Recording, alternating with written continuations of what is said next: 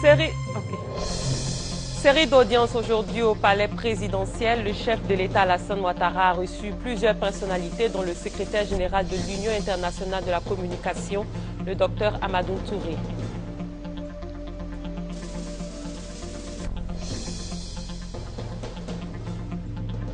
Le Parti démocratique de Côte d'Ivoire a procédé aujourd'hui à l'ouverture du 12e congrès du parti. Le président Henri Konan Bédié a profité de l'occasion pour lancer un message fort aux militants du PDCI.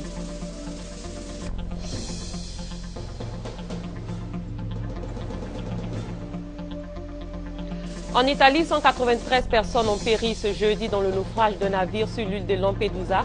Les autorités italiennes ont décrété un deuil national suite à ce drame. Ami, il faut mettre le premier lancement, je veux voir. D'accord. Ami, il faut mettre le premier lancement, je vais voir, pardon. Tout premier. Vas-y, vas-y.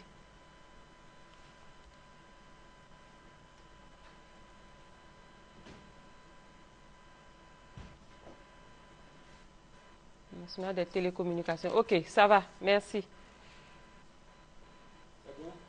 C'est bon.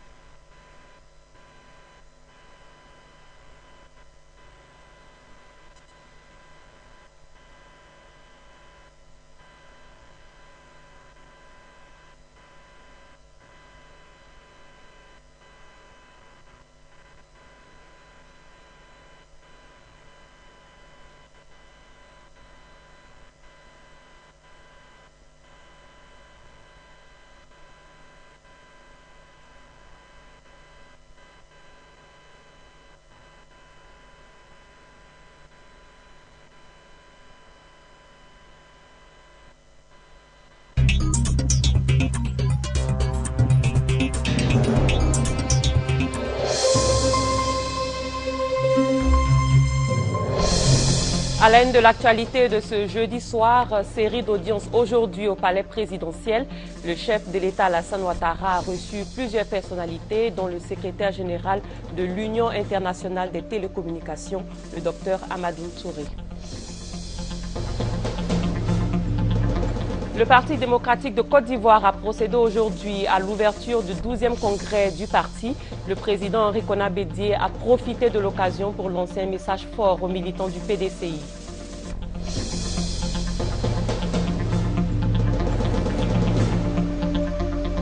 En Italie, 193 personnes ont péri ce jeudi dans le naufrage d'un navire sur l'île de Lampedusa. Les autorités italiennes ont décrété un deuil national suite à ce drame. Il est 23h sur RTI1, c'est votre journal. Bienvenue à tous. Journée chargée aujourd'hui au palais présidentiel. Le chef de l'État, Alassane Ouattara, a accordé plusieurs audiences. Le président de la République a échangé avec plusieurs personnalités, dont l'ambassadeur du Ghana en Côte d'Ivoire et le secrétaire général de l'Union internationale des télécommunications, le docteur Amadou Touré. Avec ce dernier, le président Alassane Ouattara a notamment évoqué la question du développement d'éthique. On en parle avec Viviane Naïm. En poste depuis 2009 en Côte d'Ivoire, son Excellence lieutenant-colonel Enoch Kwame Danko, ambassadeur du Ghana, est en fin de mission. Il est venu faire ses adieux au président de la République Alassane Ouattara. Au cours de l'audience qui lui a été accordée, il a échangé avec le président de la République sur l'excellence des relations entre la Côte d'Ivoire et le Ghana. Avant de regagner son pays, son Excellence le lieutenant-colonel Enoch Kwame Danko se dit heureux de constater que la situation sociopolitique en Côte d'Ivoire se normalise et que les moments difficiles traversés par le pays sont désormais derrière. Le ministre émirati de l'énergie, son Excellence Souheil Al-Mazroui, est venu remettre un message de la plus haute autorité de son pays au président de la République, Alassane Ouattara. Le ministre émirati s'est entretenu avec le chef de l'État sur les voies et moyens pour approfondir la coopération entre son pays et la Côte d'Ivoire. Dans cet objectif, il aura une série de rencontres avec différents ministres, les ministres de la Santé, des télécommunications, de l'énergie. Après le succès de la téléphonie mobile en Afrique, il se pose désormais un autre grand défi que le continent doit relever, celui de réussir l'implantation d'Internet et du haut débit. Le sujet a été évoqué au cours de l'audience que le président de la République a accordée au secrétaire général de l'Union internationale des télécommunications, Dr Amadou Touré. Institution plus que centenaire, l'Union internationale des télécommunications, qui va fêter ses 150 ans en 2015, est la plus ancienne des institutions des Nations Unies.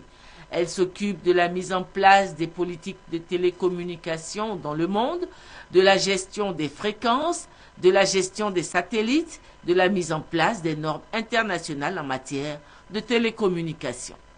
La Côte d'Ivoire est membre depuis 2001 de l'ICESCO, l'Organisation islamique pour l'éducation, les sciences et la culture.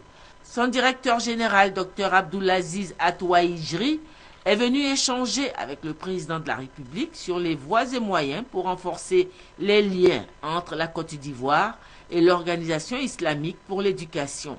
Il a félicité le président de la République, Alassane Ouattara, en lui décernant la médaille d'or de l'ICESCO pour avoir ramené la stabilité politique en Côte d'Ivoire et créé les conditions favorables au retour de la cohésion sociale dans le pays. Avec le ministre de l'Enseignement supérieur, nous allons travailler ensemble à la concrétisation, n'est-ce pas, de ces voies et moyens de renforcement des relations entre la Côte d'Ivoire et l'ICESCO dans les domaines éducatifs et scientifiques. Nous félicitons la Côte d'Ivoire pour le chemin parcouru dans le domaine, n'est-ce pas, de la démocratie, et également nous vous réitérons que l'ICESCO va rester aux côtés de la Côte d'Ivoire dans son domaine bien entendu et également dans tout ce qui concerne le développement global. Le point de la coopération entre la Côte d'Ivoire et le Canada a constitué le menu des discussions aujourd'hui entre le président de l'Assemblée nationale, Guillaume Soro, et les parlementaires canadiens. Les députés du Canada ont répondu présents à l'invitation de l'hémicycle ivoirien à la cérémonie d'ouverture de la deuxième session ordinaire de l'Assemblée nationale. Victorine Yaoyoboui. Les parlementaires canadiens font partie des invités spéciaux de la deuxième session ordinaire de l'Assemblée nationale. Cette visite des députés canadiens intervient après celle des opérateurs économiques canadiens en Côte d'Ivoire. Sans oublier que le Premier ministre Daniel Cablon-Duncan était récemment en visite au Canada. Ce constat montre qu'il existe une coopération forte entre les exécutifs canadiens et ivoiriens. Il est question maintenant de renforcer cette coopération au niveau du pouvoir législatif. Des parlementaires thaïlandais également invités à la deuxième session ordinaire ont eu une séance de travail avec la Commission des affaires extérieures de l'Assemblée nationale. Il ressort de ces échanges que le Royaume de Thaïlande, grand producteur de riz, est prêt à accompagner la Côte d'Ivoire pour son autosuffisance en riz. Un panel de haut niveau de l'Union africaine s'est ouvert hier à Abidjan en présence du Premier ministre Daniel Cablon-Duncan. La rencontre planche sur l'égalité du genre et l'autonomisation des femmes dans le contexte de l'après-OMD, les objectifs du millénaire pour le développement. La Côte d'Ivoire a au cours de ce conclave réaffirmé son engagement à œuvrer pour l'égalité entre hommes et femmes dans tous les domaines. Plus de 60 représentants des pays de l'Union africaine participent à ce premier panel. La question de la lutte contre la traite et le travail des enfants a été soulevée aujourd'hui au cours d'une rencontre de la première dame de Côte d'Ivoire et le président directeur général du groupe Nestlé, Joseph Lopez. Madame Dominique Ouattara a profité de l'occasion pour féliciter l'entreprise pour son engagement en faveur de la lutte contre le travail des enfants. Awa Touré. La première dame de Côte d'Ivoire, Mme Dominique Ouattara, présidente du Comité national de surveillance des actions de lutte contre la traite et le travail des enfants, et le vice-président des opérations monde du groupe Nestlé, José Lopez, ont échangé sur la problématique des pires formes de travail des enfants.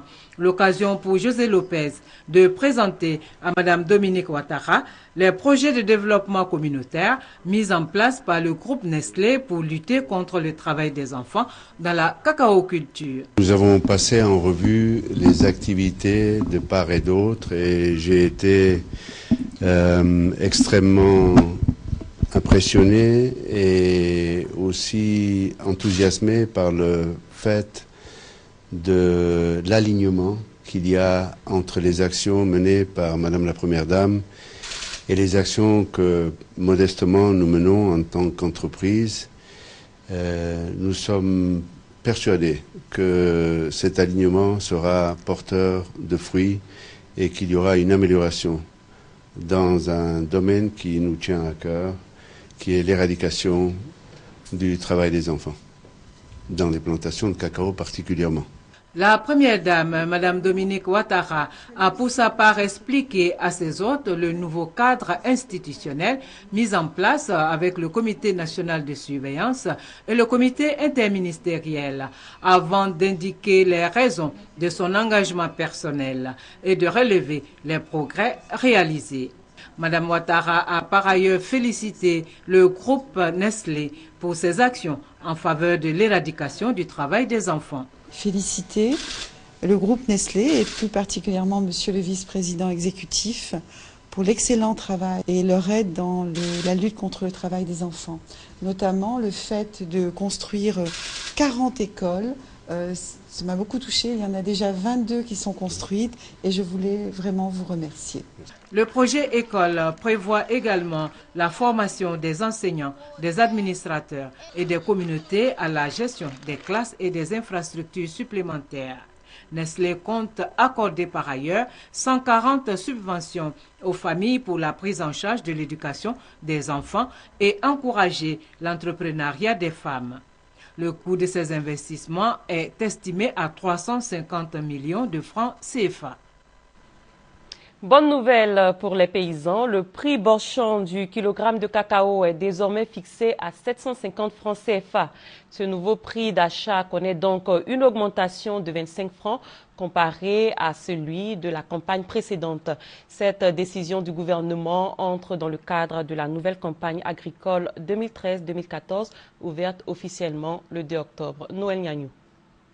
Producteurs, acheteurs et autres intervenants dans la filière cacao. Le prix borchon pour la campagne principale 2013-2014 est fixé à 750 francs CFA avec en plus des exigences. Aucune réfaction n'est autorisée sur le prix d'achat garanti de 750 francs CFA par kilo. Le dispositif de contrôle des prix et de la qualité sera maintenu et renforcé par des procédures de commercialisation intérieure, notamment l'instauration de dispositions pour établir la situation des ventes et des achats entre les opérateurs intérieurs. La limitation du prix d'achat à l'entrée des usines de conditionnement à plus 15 francs CFA par kilogramme au-dessus du niveau admis du barème qui est de 830 francs CFA par kilogramme. Les producteurs, la principale cible de la réforme, saluent cette majoration. Je voudrais dire une fois de plus merci au chef de l'État parce qu'aujourd'hui nous sommes satisfaits. De 725, nous allions à 750. C'est déjà quelque chose. Avec 850 planteurs, nous commercialisons plus de 2500 tonnes. Avec tous les efforts que le Conseil Café-Cacao a déjà fait au niveau du travail des enfants, les écoles et les bancs, je pense que les 750 c'est bon. Nous pensons que l'année prochaine ça va encore augmenter. Nous sommes à 725, 750.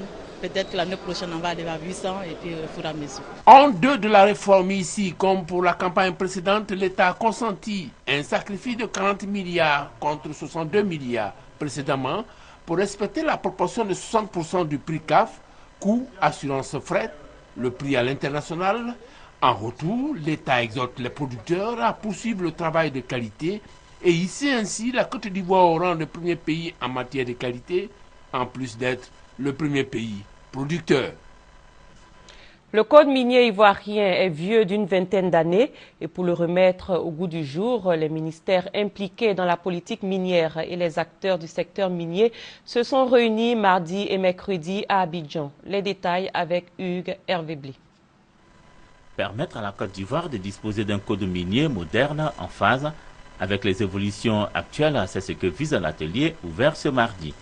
Relatif à la relecture du code minier ivoirien, il réunit secteur privé, société civile, institutions de financement, partenaires au développement et ministères impliqués dans la politique minière. Après près de 2 décennies de mise en œuvre, il s'avère nécessaire de moderniser et d'adapter notre législation minière pour tenir compte des évolutions technologiques, techniques, sociales, environnementales et des enjeux du développement du moment. L'atelier devrait jeter les bases d'un développement accéléré du secteur minier en Côte d'Ivoire. L'État est en effet décidé à faire du secteur minier et pétrolier, qui contribue à hauteur de 1% dans le produit intérieur brut, la deuxième mamelle de l'économie nationale après l'agriculture. Le président de la République a instruit les ministres qui ont eu en charge sa rédaction de faire en sorte que le code minier ivoirien présente les principales caractéristiques suivantes. Être compétitif par rapport aux meilleures pratiques. Contribuer à l'accroissement des investissements en permettant aux entreprises d'avoir une rentabilité adéquate de leur investissement. Permettre à l'État d'avoir des revenus adéquats en termes de contribution du secteur. Tenir compte de la nécessité de préserver l'environnement pendant et après la période d'exploitation du minerai. Contribuer à l'accroissement de l'emploi, particulièrement au niveau local. Assurer une plus grande responsabilité sociétale des entreprises, notamment au niveau des communautés. Développer progressivement une industrie de transformation. Rédigé dans un cadre consensuel, le nouveau code minier devrait assurer à la Côte d'Ivoire des revenus substantiels, tout en garantissant aux opérateurs privés une rentabilité de leur exploitation et aux populations riveraines des mines des retombées en termes de développement local. Ouverture mardi dernier à l'université Félix Houphouët-Boigny de Cocody du premier congrès de la Société africaine des laboratoires biomédicaux. Des experts venus d'une trentaine de pays africains vont réfléchir sur les nouveaux moyens de lutte contre le VIH-Sida. Thème de la rencontre, VIH-Sida et résistance aux anti-infectieux en Afrique, nouveaux défis pour la santé publique. Patricia Omoitia. Les experts africains d'une trentaine de pays et leurs homologues francophones sont à Abidjan dans le cadre du premier congrès de la Société africaine des laboratoires biomédicaux. Cette rencontre est également un cadre d'échange entre les professionnels de la santé et du matériel médical et les technologies connexes.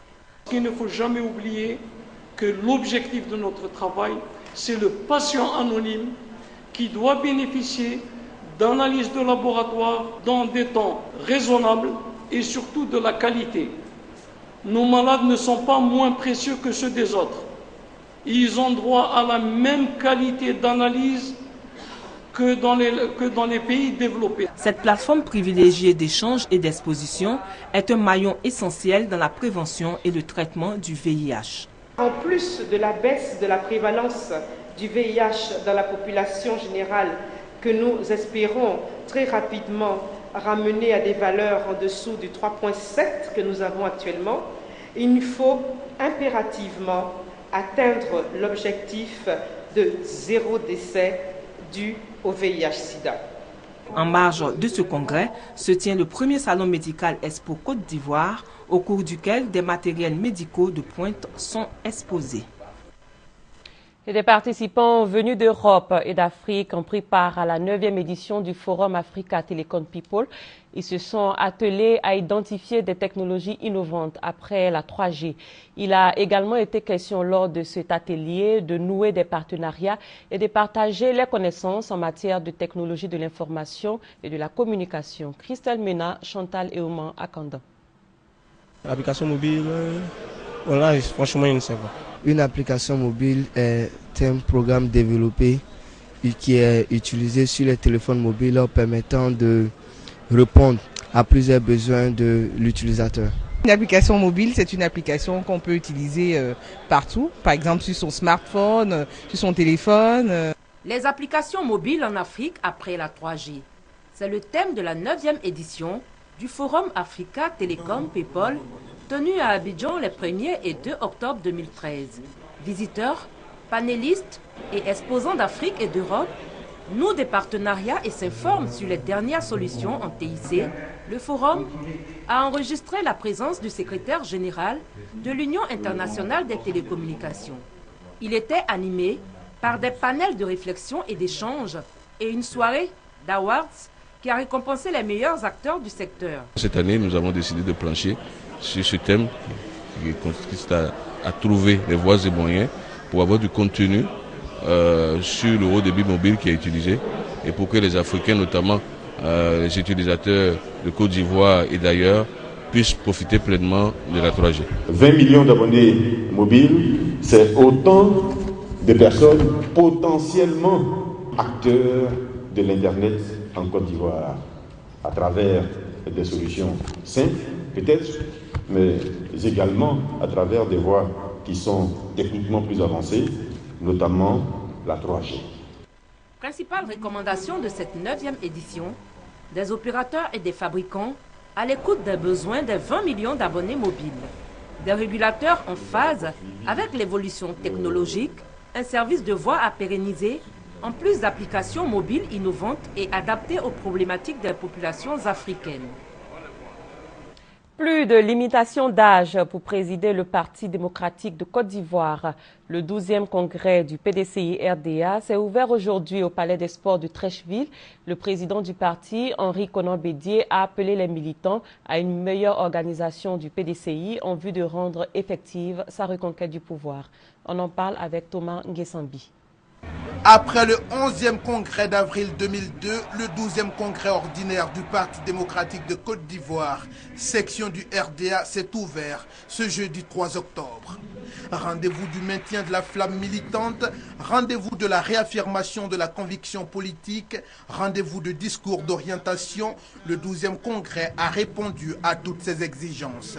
Le PDCI n'était pas seul à ce rendez-vous historique. Des partis alliés du RHDP, des partis amis de la Côte d'Ivoire, des sections du Rassemblement démocratique africain et des partis amis des pays frères, l'UMP de la France, le Parti communiste chinois sont venus avec des mots choisis soutenir le PDCI et son président Henri Konan Bédié sous leur bannière du renouveau, rajeunissement et renaissance. Devant ses invités, devant les congressistes et après avoir mis en place le bureau du congrès dirigé par Boamor Contiemele, Henri Konan Bédié, président statutaire du PDCI, s'adresse à tous ceux qui peuvent l'entendre. Nous sommes garants de l'héritage du père fondateur et en dépit des soubresauts et de la perte du pouvoir d'État, malgré les semonces et les coups, de toutes parts, nous avons maintenu le PDCI-RDA debout. Nous devons continuer notre action de formation et de nos militants, d'organisation efficace de notre parti, afin de pouvoir, même au sein d'une alliance, nous donner les moyens de diriger à nouveau la Côte d'Ivoire. Elle consiste à modifier les critères d'accession au poste de président du parti, en faisant sauter la limite d'âge, à créer un secrétariat exécutif pour éviter les conflits de compétences, à réduire le nombre de membres du bureau politique pour rendre cet organe plus agréable, plus gérable, à décentraliser le Grand Conseil qui devient régional, à réformer la JPDCI et l'UFPDCI. Pour ce premier jour de congrès, les travaux devront se poursuivre dans la soirée avec la mise en place des commissions et le bilan du secrétariat général.